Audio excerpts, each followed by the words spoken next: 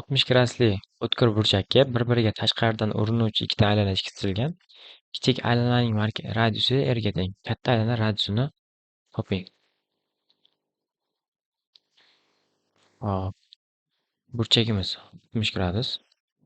Kichik aylana markazi O nuqta, katta aylana markazi O1 nuqta bilan belgilaymiz.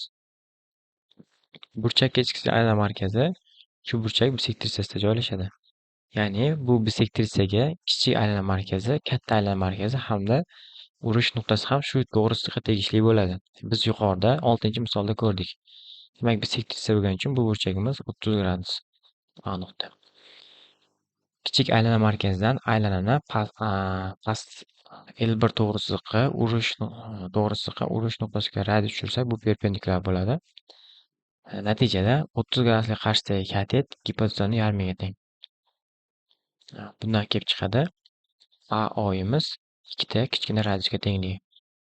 O1 nuqtadan ham aylanani L1 to'g'risiga urish nuqtasiga radius tushiradigan bo'lsak, bu ham 30 gradusga qarshidagi katet gipotenzani yarmiga teng bo'lib, AO1imiz ikkita radiusga tengligi bizga ma'lum. Xo'p, demak, AO1 kesmamiz birinchi tomondan ikkita katta radiusga teng, ikkinchi tomondan AO qo'shilgan OO1 ga teng. AO'imiz ikkita radius plus bu yergacha bo'lgan masofa ham radius, bu yergacha bo'lgan masofa katta radiusga teng. Radius plus katta radius. Bu tenglamadan radius topadigan bo'lsak, 3 ta kichkina radiusga teng. Demak, javob 3R.